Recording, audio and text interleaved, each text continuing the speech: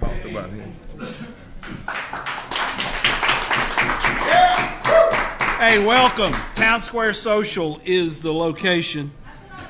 Coach's Night Out is our show. I'm Tommy Bryan, and we will get right into the show here in just a moment. Advantage Roofing Contractors, LLC, Shop Springs Creamery, the Salas Realty Group, THW Insurance Services, LLC, Cumberland University Athletics, and D.T. McCall & Sons, Lebanon, Carthage, Lafayette, Franklin, and Cookeville help make this program possible by their sponsorship, and I really appreciate that. Let's run down the schedule of games coming up on Friday, September 19.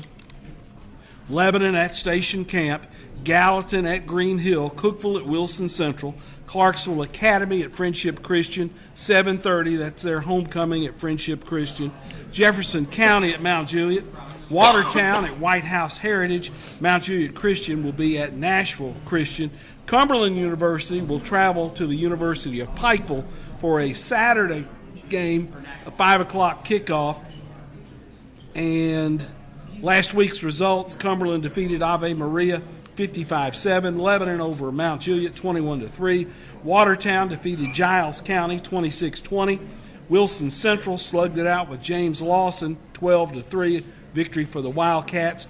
Green Hill came from behind and defeated Centennial 37-35. DeKalb County knocked off Friendship Christian 21-17. Ezell Harding 46, Mount Juliet Christian Academy 15. Chuck Gentry, head coach at Lebanon High School, with me as always to kick the show off.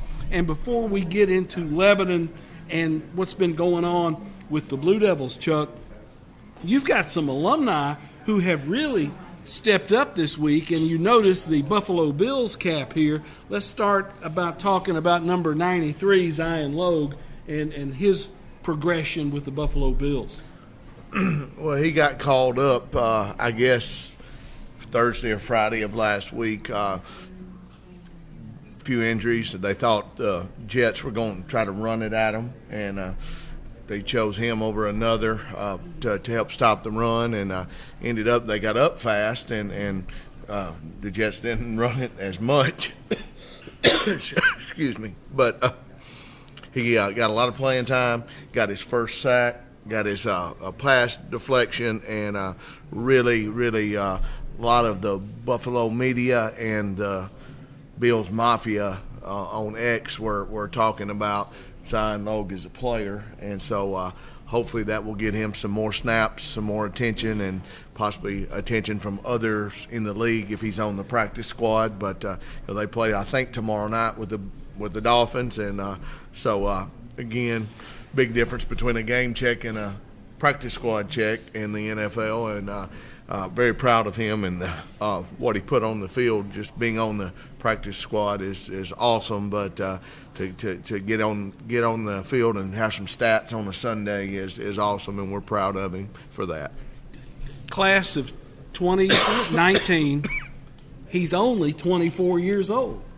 He should be, being a 2019 graduate, at least 25. He's 24 years old and 6'4", 314 pounds. He's still growing. Well, he is a big young man, and sometimes genetics help. And his size and the things that he's done is a tremendous asset. And great young man, great kid on and off the field, and very proud of him and what he has done in this community for our football program, for our football team, and what he represents every day. You've had some other Blue Devil alumni step up and play well. Keith Crowell at the University of Indianapolis, in his third year with that Division II program, a power in Division II. And I looked at his offensive stats, and he had a pretty good day. But you came in and told me, and I didn't look, he got a bunch of defensive snaps in this most recent game. Well, Anthony Crowell, and he is the starting wideout, one of their key guys, and they had some injuries that they couldn't overcome, and so they asked him to play defense, and he returning kicks, playing offense and playing defense, and recorded close to 100 snaps on Saturday, and he's one of their dudes and a guy, and it's a remarkable to be able to do that on that level and just to be asked to do that. And they said they had faith in him and knew that he had that ability. And so until they get healthy, they said they'll still do that. And then Key Crowds at East Carolina, talked to him today actually, texted him and checking on him, and he said he's moving up the depth chart, getting better every day and learning the nuances. It's like he's a freshman again. He's a sophomore.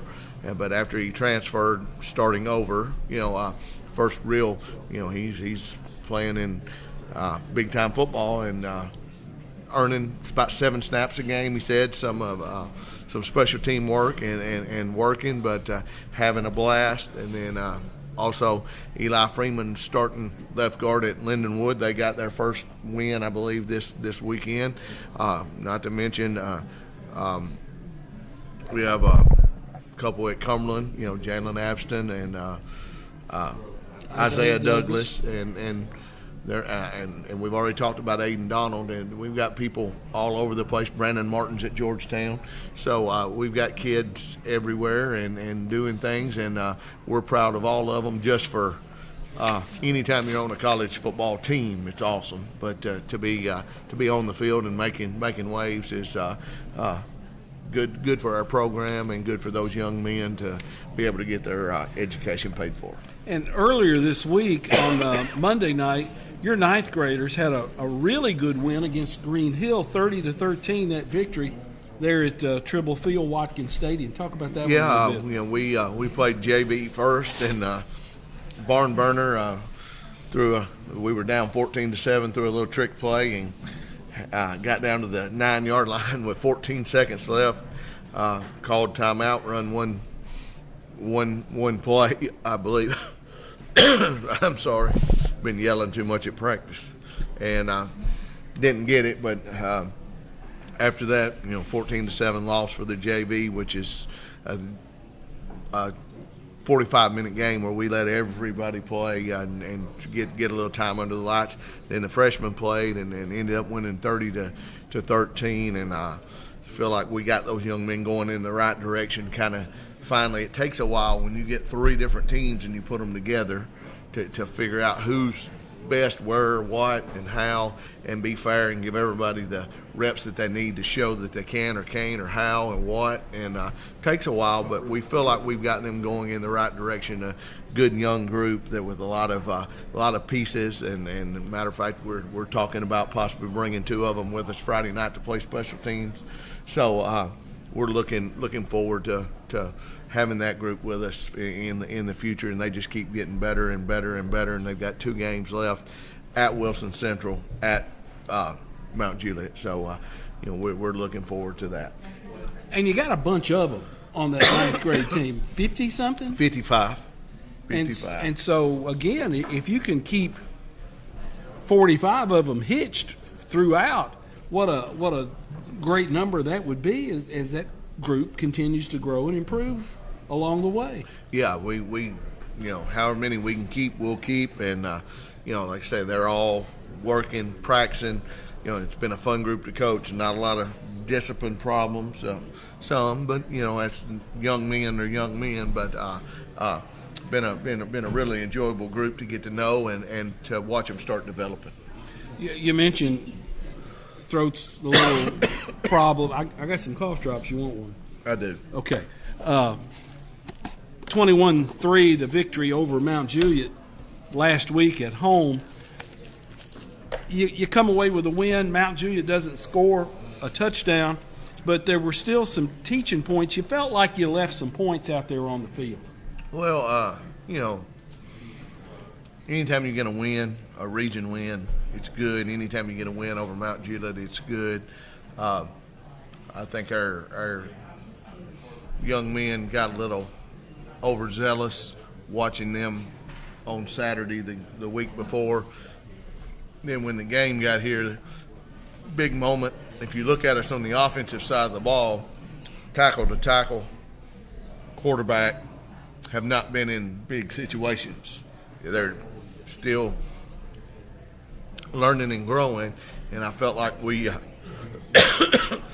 got up on them. The first play we hit one. Gian makes a good run, and up 7-0, and then we flip first quarter, we hit the big screen pass, and we get it called back, which was a good call. I went great, back and looked at that. Great call.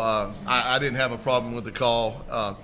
Got a young man playing center who did a wonderful job on the play. I told him it's probably the best play you've ever made in your career. Sliding left, getting out on the screen at 300-something pounds, turns, looks inside, makes a perfect block, extends, flat backs the kid, and then he tried to finish with a WWE splash and got a call. Gets a 60-yard touchdown call back. Of course, I was not very, very happy with that and voiced my displeasure. Next play, we call a pass play. Quarterback goes outside with it, instead of should have went inside with it, almost a pick six. And I coached with Jimmy Maynard for 18 years. A lot of people say he was a very conservative football coach, and my brother-in-law after the game said, "You out Jimmy Maynard." Jimmy Maynard said after that play, you tucked it in and went pretty tight. And maybe I did, maybe I didn't. I don't know. I have said to our football team, to our coaches, they played us a little differently than they'd been playing us. After that play, especially with Gian getting hurt, we went pretty vanilla, pretty conservative, pretty run it at them, and they have a good front seven, front eight, and very good at stopping the run. And I felt like I called the game into their hand a little more than I wanted to, and maybe didn't use some of the things that we normally do to our advantage and some of the things that we had prepared for based off of what was going on. But I felt very comfortable with our defense, very comfortable with our special teams, and so I said, let's run the football and be smart here and not try to do anything cute or anything to give them an advantage. And again, 21-3, I'll take it every day of the week. Twice on Sunday, it's a win. It's a win versus Mount Juliet. I think most people most times would say must be a pretty good season if you're saying 21-3 against Mount Juliet and you're talking about your play, you didn't perform well offensively. We didn't. They had a lot to do with that. Don't want to discredit them, but felt like we played tense and tight. They were doing some stemming. We had the jitters or whatever, and we were flinching and those things, and had 12 penalties and several of them pre-snap. Pre-snap, had to waste several timeouts because we weren't functioning fast at the line. Different things, frustrating, but again, some of that's them. A lot of it's just us mentally. And again, I felt like we played offensively tight, but made some plays and ended up coming out with a victory. A couple of guys come to mind. Deontay Wilson scored a touchdown, recovered a fumble, in on several tackles, playing on both sides of the ball when Gian went out. J.D. Stafford made the transformation from kind of a flanker wingback moving position to being there in the backfield with Harrison at the tailback spot. Those two give you different looks. Each of them scored touchdowns. A couple of guys defensively with interceptions, Gavin Gregory, Amari Manier. Manier's interception kind of shut the whole game down right there at the end with that pick and a long return. You made some plays defensively, and I thought the defensive side of the football, running to the ball, getting lined up right, you guys were doing what you felt like you had to do. We were. I think they had, 103 yards offensively. Felt like we were pretty good against their wing tee stuff, pretty good against their spread stuff. They made a few plays, but felt like we kept them bottled up, gang tackled, running to the football, doing the things that we do, caused 3 turnovers, changed the field some on both of them, and felt like we had good discipline, good eye discipline, and tackled pretty well for the most part. And we had practiced for everything. We practiced for the spread. We practiced for the double tight flanker stuff, all the wing T-ish formations, 2 quarterbacks, all the things that you could practice for. And I felt like our young men did a really, really good job of identifying what they were in, being able to make a check or two and do those things based off of their under center wing T or spread gun stuff. And nobody on the defense had a lot of gaudy stats because it was a team effort, and the defensive staff did a good job of planning, preparing, and those young men carried it out. And like you mentioned, Deontay Wilson, he's out there getting us lined up. John Benyon, Amari Manir out there in the secondary getting us lined up, and keeping the ball in front of us, not letting it go over our head. All those things that good recipe, and any night you only give up 3 points is a good night. And so we were pleased with the focus and effort. As much as we weren't on offense, we were on defense. You step out of the region after that region win against Mount Juliet. You step out of the region. You go to Sumner County. You go play at Station Camp. Station Camp 3-1, coming off a loss to a very good Springfield football team. What do you know about Station Camp? Well, they have a really, really good quarterback. That is a left-handed, mobile scrambler, extend plays, throw it.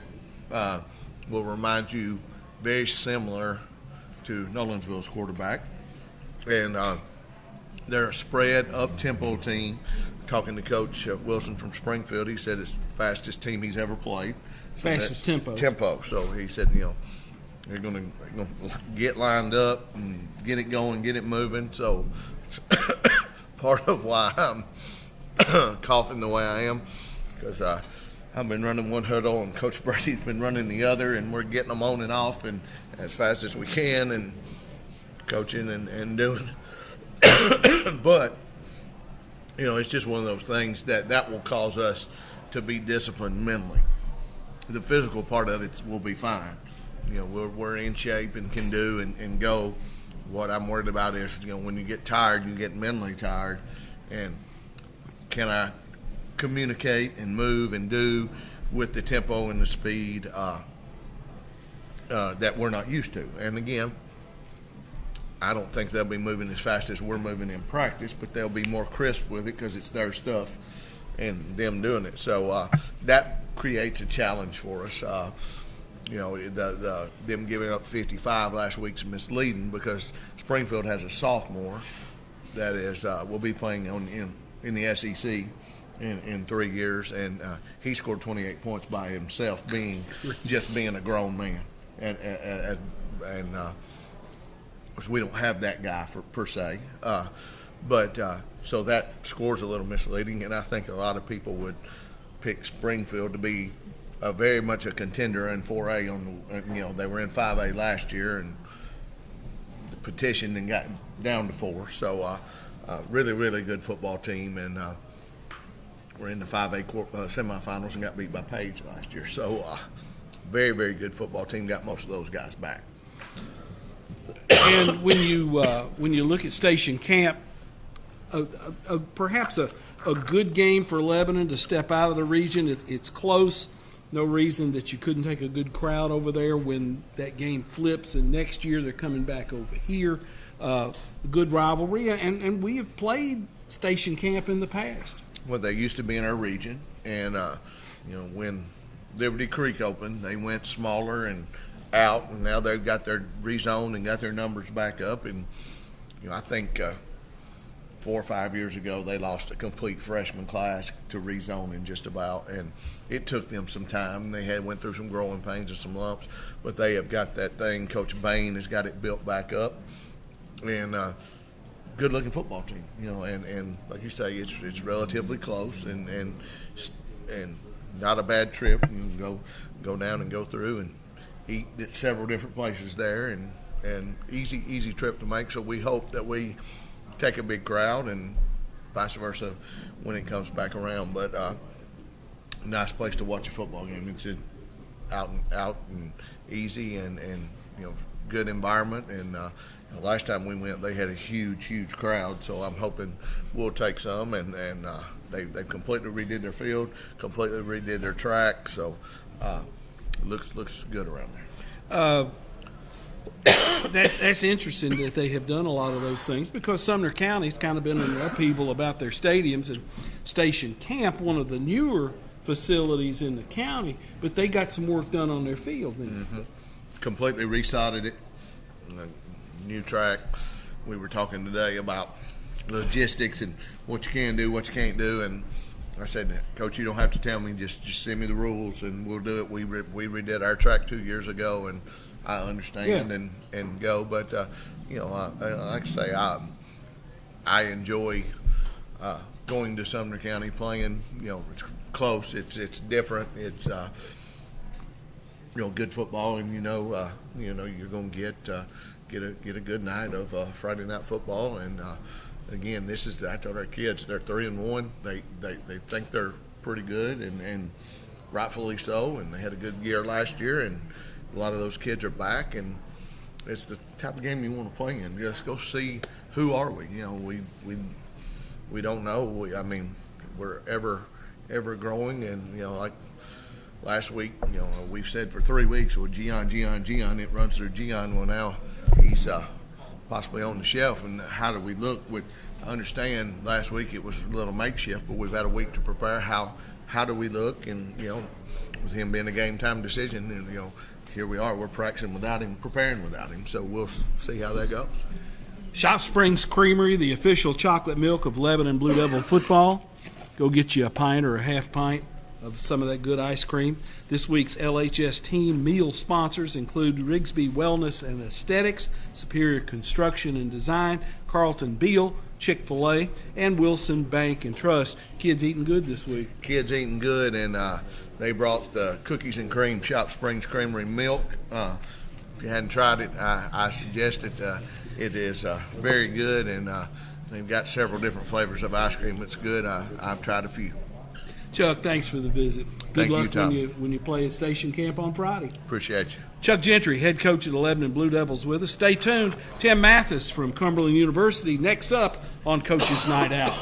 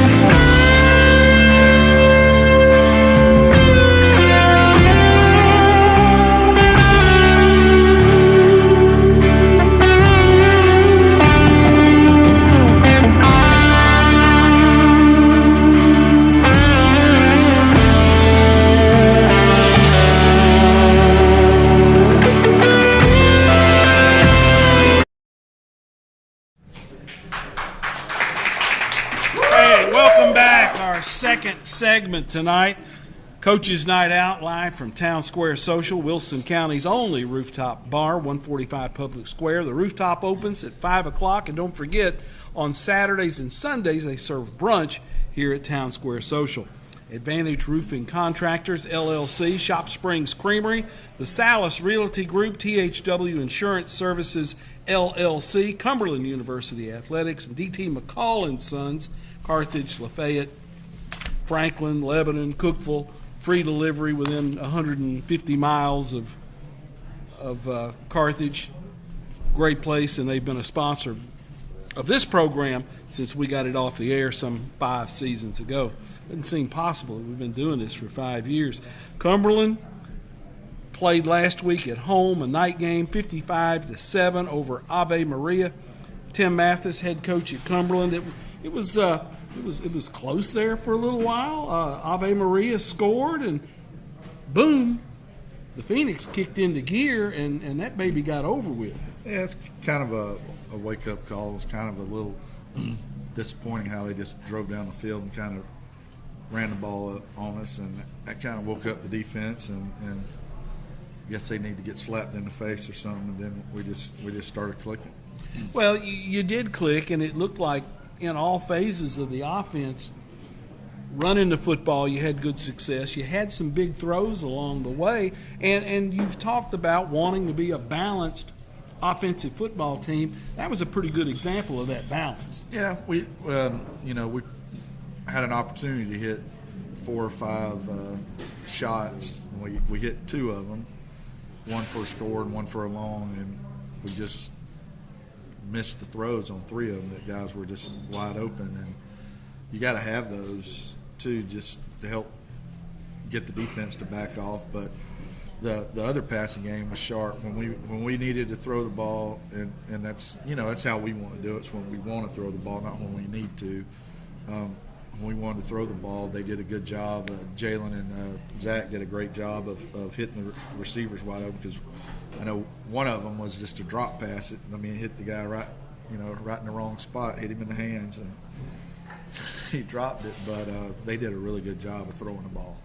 Edmondson, the receiver from Riverdale, made a catch in the end zone toward the schoolhouse, kind of a juggling, grabbed that thing. He can be a good target for you guys. Yeah, he's coming along, and still a young guy. Yeah, he's a redshirt freshman for us, so we redshirted him last year, so he's got a lot ahead of him, and he's getting better every week, and kind of learning it, because when we signed him, he was a tight end, defensive end there at Riverdale, played defense mostly, and so when we got him last year, we played him at tight end, and then all of a sudden we decided, let's put him outside. He had pretty good hands, and so he's still kind of learning the position, but he's doing a great job. And the red shirt year, Tim, can be tough for guys, can't it? I mean, they've got to buy in and see this as a step in the process. Right. It's tough, and especially the biggest reason it's tough now is everybody wants instant satisfaction. You see it on social media, all this other stuff, but then they come from high school where they were the guy, and when you get to college, I don't care what level it is, you're not the guy, you're a guy, and sometimes that's hard to get used to. But and this just goes the way you treat them, and the way you explain it to them, and talk with them, and let them know that it's best for them. It's we don't have a lot of that on O-line and D-line, because that's the hardest 2 positions to play as a freshman. Is physics gets in the way of that. It's just it's kind of like it was in high school. Not many 14 or 15-year-old offensive linemen playing in high school, where there's not many 18-year-olds playing against 22, 23, 24-year-olds. So physics kind of squashes that in a hurry. But skill guys, it's a little tougher, because you either got speed or you're chasing it. But redshirting can be a huge benefit for guys if they'll just have the right mindset. Defensively, you guys made some plays. I remember Carter, the young man who had the pick 6 the week before.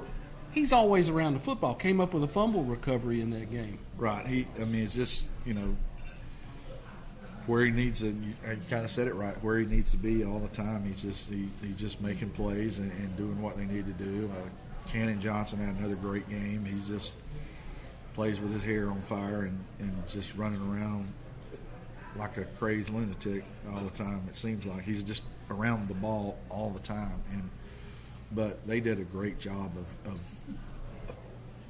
pressuring the quarterback, and that poor quarterback they had, he got hit now. He went home a little sore. Well, he did, and there, Cumberland plays a physical brand of defense, and they're an attacking defensive unit. There was a play that you got called for roughing the passer that I didn't think was. And those are things you never get mad about because they're effort deals, and you can't. I don't want them pulling up. Yeah. It's just you got to take your chances, and we want them to. It is what it is. We want them to hit the quarterback every chance they get because you want them. You want to tell them after you hit them, hey, I'm going to be here all day. You're going to feel this all day because that can get demoralizing. Anything you can do to psych them out, get them off their game or whatever, that's what we're going to try to do. Well, and you were able to roll that defensive front again. You were able to play a lot of kids there.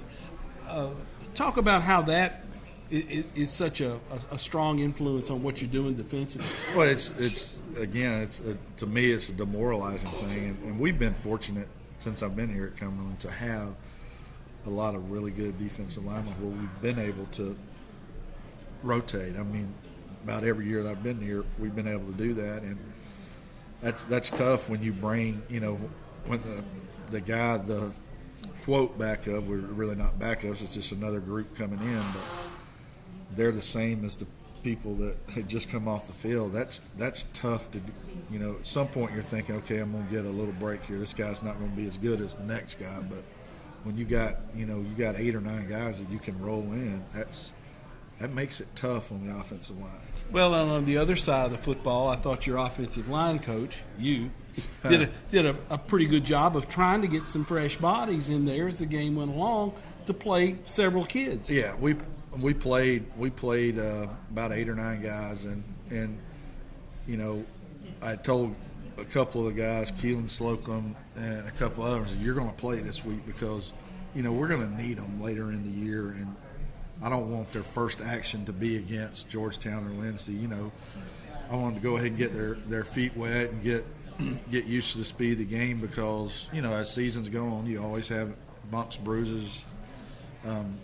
Somebody has to come out a series or two or what have you, and you want to make sure that person's been in games and is ready to go. And so I thought that was important, and they did. That's what I was most pleased about being the offensive line coach is I think the guys that came in actually did a pretty good job. They didn't panic, and several of them, it was their first time they've ever played in a college football game, and they didn't freak out and go nuts. So they just looked like they'd been out there 7 or 8 times already. Well, and to be able to get those guys on game film where you can watch it, they can watch it, the teaching points, and again, that's doing nothing but helping your depth as you go deeper into the football season. Because there's not a team in the country that's not going to have to play other people, and so it's important to get those guys some action because you don't know what happened when Colin Nelson went out with his ankle. We moved Saylor from center back to tackle where he played last year, brought Caden Buck in at center, and kind of readjusted there because you're going to have to do that some during the season, and so it helps. Kind of helps. You gave you kind of a mock trial of somebody going down and what are we going to do here. So because you have the theory, especially us on the offensive lines, we want the next best guy to come in. We don't want. Can't just be, okay, we got to put another tackle in. If the guard's better, we might have some guys we can move around, so we want the next best person to come in, so we were able to do that. That makes a lot of sense to try to get your 5 best out there as a group. Right, and that's the way I've always believed in doing it. It's not about, necessarily the next. If a certain position goes down, the next guy, it's going to be the next best fit that makes us where we're able to move the football. Another good crowd at Noakes Lassiter last Saturday night. No, it was awesome. It was a great crowd, and I'm glad we put on a show for them, because it hopefully, you know, we're not going to be back until I think 2027. I think is our next home game. You got 4 road games and an open date. Is that right? Whatever idiot did that schedule needs to be tarred and feathered and beat with a string of catfish. You go to Pikeville on Saturday for a 5 o'clock game. You're going to go early. You're going to go take the buses. You're going to move out on Friday. What's the logistics look like? Where are you going to go? Where are you going to stay? We're not going to stay in Pikeville because you got to go somewhere to get there. But we're going to go to Lexington, Kentucky. And they're not in town that week. They're I think it's actually an off week for them or whatever, so, which is good too. But we're going to stay right outside of Lexington. Let them sleep in a little late Saturday because the game's obviously an evening game, and then get up, do our walkthrough in the parking lot of the hotel, eat lunch there in Lexington, and then we'll have a nice 2.5 hour bus ride to Pikeville to play the game. So that'll kind of break it up and take care of the day for us. The parking lot walkthroughs are always something. I've been told that guys can lose their jobs by goofing up in the parking lot walkthrough, because that's the last step before you play. You want to be sure you got 11 on that kick team, be sure you got 11 on that return team.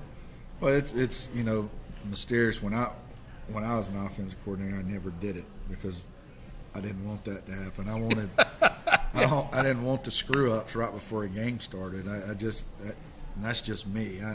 But I let, you know, whoever does it do it. But I'm like, I never like that, because I'm like, what, you know, what if the last things we do, I'm sitting there chewing somebody out, and I'm like, okay, now we're going in a game, and you know, we can't count 1 + 2 is 18, and you know, you don't know what's going on. But I never liked that. But nowadays, that's the thing. All these young coaches I mean, we have 40 walkthroughs. I think we're getting ready for a walkathon or something. I had to go raise money and get people to give me a penny a step or something. I don't know. It's just walkthroughs galore. Pikeville throws the football a lot, and they're pretty good at throwing the football. He does. Corey's a really good coach, the head coach there, and he's does the offense and stuff too, and he's an air raid guy, and he's just a tremendous coach, and he knows it inside and out. So you've really got to be sound. Our biggest deal is we got to be able to tackle in space. You know, they're going to hit their receivers a lot of times or whatever, but a lot of their stuff comes from either busted coverage or missed tackles, and so you've got to be sound, and we can't be looking in the backfield. You know, whatever coverage we call, you need to do that and read your keys. But the biggest thing is we got to tackle in space really well. We need to make them earn every yard they get to drive the field, because he does a great. He'll take advantage of you if you're not lining up properly. Well, and in a game like that, a tempo game, if you can get them off the field a couple of times, have a takeaway somewhere, get a couple of extra possessions, that's so much the better for you. That's going to be a big factor in it too, is you know, making them punt or turn the ball over, because again, it gives us extra possessions, and hopefully we're able to win the time of possession too and keep the ball away from them.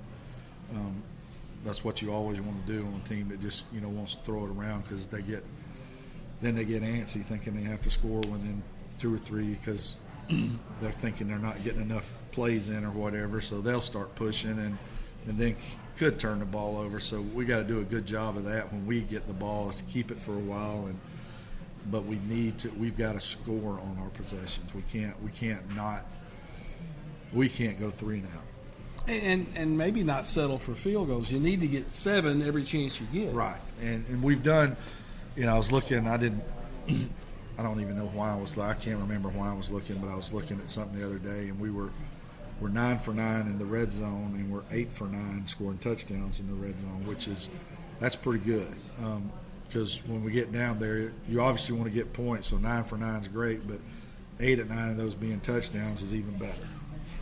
Tim, thanks for the visit as always. We appreciate it. Have a good trip to the Bluegrass State. Go get them. All right, thank you. Go Phoenix. Tim Mathis, head coach at Cumberland University, with us here in the second segment. Stay tuned. We'll be back with more after these words.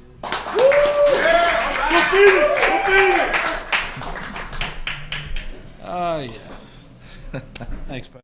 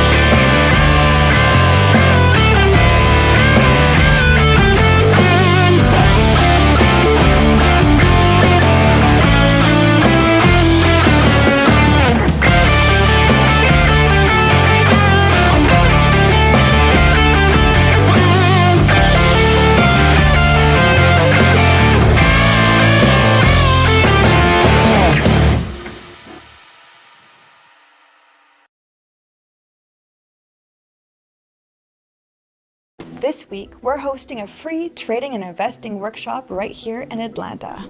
Inside this workshop, you'll learn you don't need to be a Wall Street pro to trade like one. Instead of getting a finance degree, what if you could figure out when and where Wall Street institutions were buying and selling, so you can place trades and investments alongside them instead of against them? It's all about locating their financial footprints, and that's exactly what we'll show you.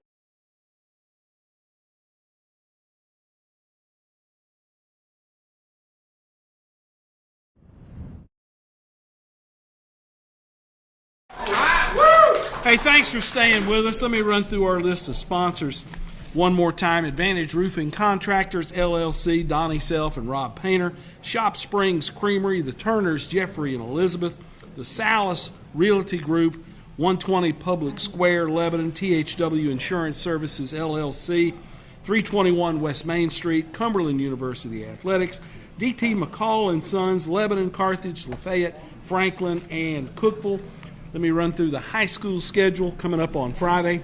Lebanon at Station Camp, Gallatin at Green Hill, Cookeville at Wilson Central, Clarksville Academy at Friendship. That's a 7:30 kick at Pirtle Field. It's also homecoming for the Commanders. Jefferson County at Mount Juliet, Watertown at White House Heritage, Mount Juliet Christian at Nashville Christian. And my buddy Christian Capozzi is going to do that long trip on Saturday morning, probably. Cumberland at U-Pike. Go to the University of Pikeville Saturday, the 20th. Christian Capozzi filling in for me here in this third segment of the show. That trip is what drove me out of college football, my friend. It'll be my second time going to Pikeville. Year one was, for me, back in 2022 was the first time that I went, and we haven't been back since. So, yeah, that one was interesting because it was an earlier game, and we left the night before and then had to stop midway. This trip up here this time is a little different because we don't play till 5 o'clock. And so, like you said, we'll leave Saturday morning. It's a 5 p.m. Central kick. It's 6 o'clock there, and I'm going to guess we're going to get back to town 2, 3 at Sunday morning. So. A leisurely drive to Pikeville. I say helicopter is still the best way to get into that place. I've never taken a helicopter to Pikeville. I've never been in a helicopter regardless. But, yeah, thankfully it's, Kyle Allen, Sports Information Director for Cumberland, does a good job with all the logistics with that. And thankfully me and Bob Lee are just kind of along for the ride and enjoy it there and back, I guess. So you had a tough call a couple of weeks ago when Yeah. you had the rain with Ravenwood. Yep. And they moved the game to Saturday. You had a conflict. Your job is with Green Hill High School. the Cumberland thing is kind of a side gig. You did the play-by-play on Saturday at Ravenwood, but you were so fortunate to have a guy in the Cumberland Sports Network in Randy Salas who could step right in. And I was telling you when we came on, I thought he made himself at home. Yeah, no, it was great. It was great that he could fill in. It was not a great Friday night when all that stuff went down, and you could just kind of see the writing on the wall where the forecast, and it was just lightning nonstop. And one of the big reasons it kind of happened that way was they had the ACT on Saturday morning, and they didn't want to push it late into Friday night and interrupt, kids going to bed. And that was, totally understandable. And it was, sitting there thinking, okay, well, I hope they play Saturday afternoon. Like we're at Oaks Lester Field. I can make it work if we play in Williamson County, and it wasn't meant to be. And it was certainly a tough Friday night, but thankfully Randy was able to fill in, and met him Saturday morning and give him all my notes. That's probably the most frustrating aspect from it from my side was just all the time that goes in throughout the week preparing for it. I mean, it's hours upon hours, and to think, boy, I just sat here Tuesday night until 10, 11 o'clock filling out all this information. And like I said, thankfully Randy was there, and I could at least try to describe to him what my color coordination and all these little notes meant. One way or the other, we got to get both games broadcasted, and it kind of worked out, I guess. You had a almost a crazy one with Green Hill last week. That game, 37-35 with Centennial. A lot of ebbs and flows in that game. Yeah, definitely. Green Hill was down 14-0, and Centennial had the ball midfield late first quarter, and thankfully the Hawks make a play. Will Butler, who missed last week, a game at Ravenwood, comes back, and he has an interception, ends up picking 2 passes off in the first half. And Hawks were in a tough spot, but able to fight back. They were down 4 at halftime, and then just take a lead in the second half and to fight off Centennial. But Cougars are pretty solid. They have Mitchell Grandjean as the quarterback, transferred from Page. He's played in the last 2 state championships with Page, and now as a senior quarterback. He's thrown for 400 yards in all their first 3 games, 4 touchdowns in all 3 too. So it was certainly a test, and that's what Coach Crouch was kind of looking for, and that's why he put Beach and Page and Ravenwood on the schedule. They found themselves in a tough spot the last couple of Novembers, getting into the first round, and then all of a sudden you've had quality years, and then you're just kind of stunned. I think hopefully the idea is if you're fortunate enough to get back to November, you've kind of put yourself in those scenarios already this year, and even saw it Friday night at Centennial, down 14-0, down at halftime, and able to rally and come back. So looking forward to seeing them getting into region play starting Friday.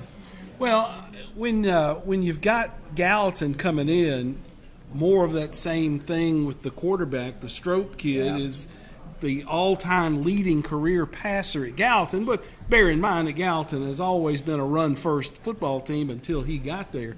They throw it around, and this year they've got some guys who can catch it. Yeah, absolutely. And Coach Crouch and I were talking earlier this week. We do a weekly coaches show on Monday nights, and saying how Green Hill was kind of fortunate last year. They played in late September on that Friday that was the remnants of Hurricane Helene.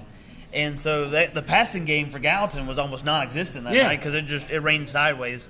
And so Crouch was saying, if you look at the forecast Friday, it looks nice, like temperature's supposed to be great. And he's like, of all weeks, this would have been an okay week for the weather not to be okay. But it's definitely, it's been a nice bounce back. Straub had a great sophomore year, and it was down a little bit as a junior last year for Gallatin, and I think it has to do probably some with all the rain. There were 3 or 4 rainy Fridays last fall.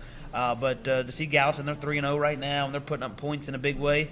They were down to Cookeville last week, I think, at halftime, and Gallatin just came out second half and went right to work. So certainly a tough task for Green Hill. Also homecoming Friday night as well. A lot of elements going into it where you've already played some big games if you're the Hawks and the Ravenwoods and Page again, but now this is one where it's like, all right, it's you haven't played a region game, your region opener, and it's against a Gallatin team. I think it's definitely a little bit improved from last year. With the homecoming, how does Green Hill do it? Is that a pregame? Is that a halftime deal? And from the broadcast side, what does that do to you? Yeah, this year it's going to be pregame. I think traditionally in the past it's halftime. It's kind of hard for me to keep up with all the stuff. But yeah, for us, we'll probably show it for all of our home games. We do live video coverage, but we do an hour-long pregame show as well too. So focus really on the game itself with the region scoreboard and all interviews and everything else that we have with that. So we'll probably show it. That's my idea right now, show it on screen, but also still go with our pregame coverage. So a little bit of both worlds. But it's kind of neat. 6th year for Green Hill, and for homecoming, you're thinking all these people come back, and it's starting to get to that point now for Green Hill with 5 graduating classes. But for them to have a parade Friday morning down Lebanon Road that the school's going to be able to come out for, and the pep rally, and all the elements of a homecoming that are starting to really start to solidify as some traditions are being built on the hill. It's kind of cool to see. What is your position at Green Hill? What is the title? So I'm the audiovisual production teacher. So I teach 3 classes a day, and then they throw on the sports information director tagline with it, and I guess that's a little bit of everything else I do after school. So, it's teaching 3 90-minute classes, during the day, and then typically long hours, whether we have a broadcast or not afterwards, especially football season. It's a lot of time spent in the classroom, just either notes or stats or you name it, a lot of prep work going into it. Well, and you come from a solid background, having been at Wilson Central as a student, a graduate there, and been in Doc Holliday's program, which kind of got your appetite going for this line of work. Yeah, absolutely. I mean, I knew kind of growing up I wanted to do it, and it's kind of a special weekend. This weekend, Titans are having a ceremony, I think this week. Mike Keith's going into the Ring of Honor, and that was kind of my idol always growing up and listening to games in the stands. My grandfather, we still go to games, and was just there this past Sunday. And, it's been an interesting fall of, Mike Keith doing Vols games now, and so listen to a different voice in my ear for the first time. So it's, it was something I always knew I wanted to do, and thankfully Coach Holliday and Wilson Central Sports Network gave me that opportunity and that avenue as a junior and a senior in high school, and then to continue that at Belmont and be fortunate enough to work a little bit with 104.5 The Zone, Titans Radio, and just to lead me where I am today. It's been something I knew I had to get involved early. I wanted to be involved, and I think that involvement's, opened some doors and, led me to, like I say, where I'm at right now. There was a district basketball tournament at Green Hill. Christian was doing the play-by-play, and it was not a Green Hill game, and Bobby Kay and I went to the game, said, well, we'll sit up there next to Christian and visit with him a little bit. And the preparation this young man did for a non-Green Hill game, and he had notes that were serious. And I said, this guy knows what he's doing. So when I was ready to get out at Cumberland, I think there was only one guy to go to, and you've handled that seamlessly.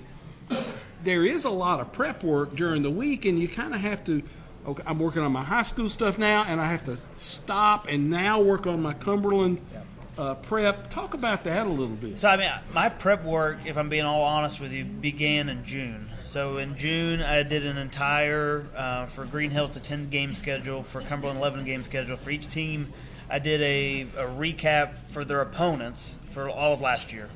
So it's a 2-page front and back of here's what they did last year, here's the returners, here's the information about the coach, just to give me a head start. And I can update that throughout the year. And then for Cumberland, I go down the entire roster. Thankfully, at the college level, you got a little bit more information to work with. But do an entire roster bios of everybody. If somebody gets in when Ryan Edmiston scored his first touchdown as a Cumberland Phoenix last week, to have that note about him playing at Riverdale. Well, that's kind of fluid, though, isn't it, with the transfer portal and the players having trickled down from another level? Yeah. A lot of new faces on that Cumberland roster. Yeah, for sure. And so that's super helpful this year to find out about some of the transfers and all the places they've been, and to have a list of, you mentioned, I think, Carter when you were talking to Coach Mathis, and to see the offers that he had when he was in high school. And so that's why I use that summertime. It may be weeks and months in advance just to have a heads up of, to have an understanding of it, because during the week it is all based on like what just happened and what is going to happen. So for, if I go day by day, Monday I finish all of Green Hill stats, the season stats. I have a running list. Thankfully, I've been there since day one. So I have a record book, 19 pages right now of game, season, career stats. And then Tuesday, Wednesday is all Cumberland and their opponent. I want all my notes done for that. and then Thursday, and then up to game time Friday is all Green Hill and their opponents. So that's the kind of the rhythm I get into throughout the week, and there's not a lot of other activities I do during the fall. From now until early November, it is just kind of that cycle of that. Sunday's my usually one day off, and that's to listen to Titans Radio and hang out. Yeah. So and football's still on the agenda. Yes. And then you roll into basketball. Yeah. Which I'm not even thinking about that, but thanks for the reminder. I guess they don't play one game a week. No. They multiple games. No, and then doing PA for Cumberland basketball as well, and so it's. I mean, look, I love it. It's definitely, you've made the line before about we're not digging ditches or anything, but it is definitely sleep deprived at times. I think last night I left the school around 10 o'clock because I found if I go home, I'm not as productive. There's that big TV there with all kind of channels and games and stuff. I've got to just stay at school because I know that's where I'm going to be my most productive. And it's just learning little things like that of where I can use my time most advantageous to myself, because there's been times in the past where I'll get to Friday night saying I'm not as prepared as I could be, or I get to Saturday and that first year for Cumberland is like I'm not giving enough attention to our opponent, and the listener deserves to know about that player or that coach or why they're as solid, or Pikeville has the most passing yards of any NAIA team right now. Their quarterback's thrown for over 400 yards in both of their games this year. That's stuff that, as a listener, like growing up and listening to Mike Keith and listening to everybody else, I wanted to know that information, and I need to make sure that people that are listening to me know it as well. So that's all the time that I spend throughout the week, and you know this too, and all the broadcasters out there. I don't use probably half of it, right? But it is there if I need it, and if it makes sense to bring up in a broadcast, I have it at my, right there on all my notes in front of me. Talk about making your boards, your flip sheets. Yeah, it's a little inside baseball. Oh here. yeah, no, I enjoy it. So, and that was fun with, like I said, not being able to do the Cumberland game. I at least had my notes a couple weeks ago I could give to Randy. I have manila folder. It's all the two deep, the depth chart, the starter and the backup for both offense and defense. And then I color coordinate everything. So that was one thing I had to describe to Randy was, all right, anything in green is what we did last week. Anything that's brown is what we did with the opponent last time we played them. And Salas, that went right over his head. Anyways, he's flying I was just hoping while I was saying it to him, I was like, I hope he's not colorblind because this is going to make no sense whatsoever. But it's just a lot of 2-3 word notes that in between while Bob Lee's talking, or for Chase Owens for Green Hill games, while they're making their note or making their comment about the previous play, I can look down there real quick and say, oh, he's leading the team in this category. Or last week, Cannon Burrows threw his 39th touchdown of his career that passed Cade Mahoney for the all-time passing touchdown record. Little things like that where it's, I can't remember everything. I remember a lot of useless information, but I do need some reminders, where I can look down quickly and say, okay, let me add this. And you know where to look for that information. Yes. That is a big thing. And starting a school from scratch, and I told this to Savannah Sanders, the softball coach. I said, you got a great advantage here. Start this from scratch and keep all the records you need because other places don't have that. Yeah, absolutely. And that's why it is definitely a lot more work on myself. Do I have to do it? No, but it is very neat knowing, like I said, Burrow's passing touchdown record. Now he's one away from tying Brax Lamberth, and Will Butler had 2 interceptions last week for the Green Hill defense. Hawk hadn't done that since 2022. Butler ties the all-time record for interceptions. Once again, does everybody maybe need all that information? Probably not, but for those kids and for the coaches and their parents and stuff, certainly useful information. And for a broadcast for myself, I can definitely throw those tidbits in there. Well, this guy's a pro and doing a great job at 2 places, doing Green Hill on Friday, Cumberland on Saturday. Thanks for filling in. Absolutely. I really appreciate it. Absolutely. That's a big help, and you got a good guy to bounce things off with Greg Arias over at Gallatin, WHIN, and I would be remiss if I didn't say how cooperative so many of the broadcasters are around here. They're there to help you. Yeah, the best prep for games I have is when there's another radio station coming, because there's a lot of times I told our friend John Boyce doing these things that there'll be some games where like you get a roster and like that's as good as you're going to get. Yeah. But when you have another radio station coming in and they have access to that information, it is, it can just definitely add depth to a broadcast other than a list of names and numbers and sizes and that kind of stuff. Thanks for being here, Christian. Absolutely. I appreciate it. Thank you for the Christian invite. Capozzi with Green Hill also does the Cumberland play-by-play on Saturdays on WCOR, WANT, and online at GoCumberlandAthletics.com. Thanks for tuning in and being with us here at Town Square Social. I really appreciate it. For all the guys behind the camera, for the folks at Town Square Social, I'm Tommy Bryan. I will talk to you later.